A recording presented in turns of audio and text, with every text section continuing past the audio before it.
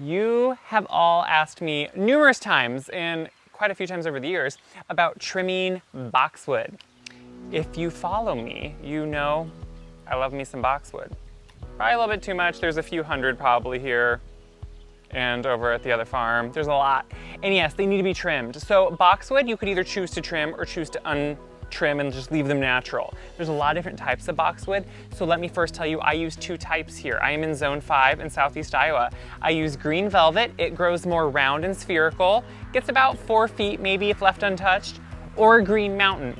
Those grow more upright, so a little bit more pyramidal, and they can get more to that like maybe 5-foot range and be very upright. I like the two. They both have dark green, glossy leaves. But this holds true for most boxwood. So I do a lot of different things with them. Some of them I keep in globe shapes, and some of them I like to make hedges with. Hedges are usually gonna work best if you want a manicured hedge like this is here to do with green velvet, because you can keep it really low. So all of these I put in about, it's been at least 8 years now, and they were all 1 gallon size to begin with. That's a pretty small boxwood.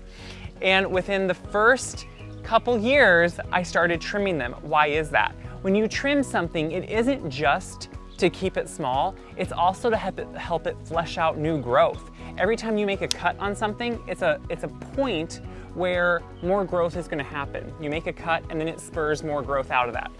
So I definitely keep these now the height they are. This is where I want them. So once a year, I trim them. I trim them in June and July, one or the other.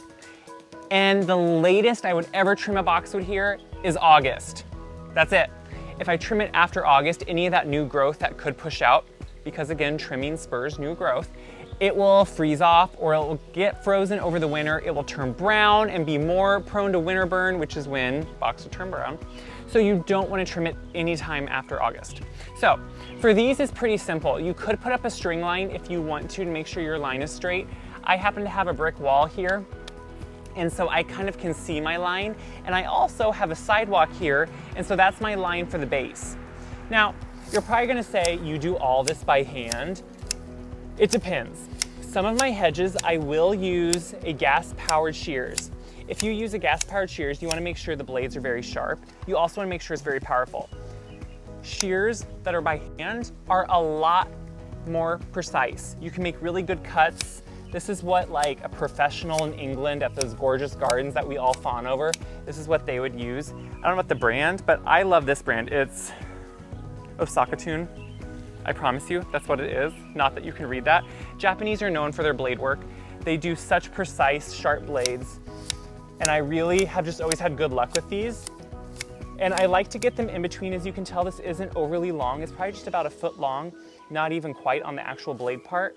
And that's because it gives me a little bit more precise blade to use, and I don't give as much room for error. So what I'm doing now to maintain these once a year is just keep the shape. So one thing you want to know with boxwood, if you go in and go down and trim off all that green growth all the way down to where it's just sticks, it's really hard for it to push out growth. And that goes for any evergreen. You don't usually want to trim it below and trim off all the green needles or leaves. So instead, you want to more just trim it to where you had it last year or slightly below. As you can see, I'm just giving it a quick cut along the edge so it doesn't push into the wall as much, and then it makes it look a lot cleaner back there. So, to start, I kind of look where my line was last year, and by doing that you can see where your spring growth was. Where you get down to the darker, glossier color, that growth is hardened off, and the lighter green color is this year's new growth or the spring flush. All boxwoods and most plants in general get what's called a spring flush, and that's when they kind of just have all that perfect weather in the spring with all that rain. They start getting all that new growth on them. And so that, since I'm maintaining these, I'm pretty much taking off all the new growth on them from this year and taking them back to last year's height, because that's kind of what I want to keep. The one thing you want to remember when you're trimming any type of boxwood is to have patience, because one, it takes a few years for it to get to the size you need. So you know, in the first year, you're not gonna have so much growth that you're gonna instantly have a hedge. Now, you could buy bigger boxwood and start with them that way, and then they're gonna have closer to a hedge. But, you know guys, gardening takes time, and it's good to put your effort and your work into it. So I'm also gonna show you, if you wanna keep a round boxwood, what I do. So these are a little bit younger. I've probably only had these in, let's say 3 years. This is somewhat how a green velvet just happens to grow naturally. And so you see how it has a really nice round look. I do not want to hedge these like the one I was just working on. Instead, I want to keep these round or spherical. Now, I don't know how tight I'm going to want to make that. It kind of depends, but I still want to clean them up a little bit this year. It's not that they're too big, they're not, but just to make sure that they have really dense, full growth as they grow, I like to give them a little bit of a cut around the edge because I want these balls to get just slightly bigger. So as you can see, I'm not taking them really shallow.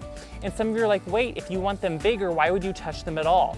The reason I still cut them successively throughout the years is because every time I cut, that's gonna give more light and air to get down in here, and then it's gonna be able to have more dense growth that pushes out so it has a nice, uniform, full ball, and that's exactly what I want. So it's important to cut them as they're growing, even if you want them to get larger. It just evens up the growth that way, and then year to year, you have a little bit more of an even size to it. So as you can see, I did the same thing last year, and that's why they have such a nice round shape this year. Even if you want them to be completely natural, get really big on their own and not really do much to them, give them a slight haircut this year, okay? That's so important. So I'm gonna finish these 2 areas up. I want you to see what they look like. So just wait, let me work a little bit.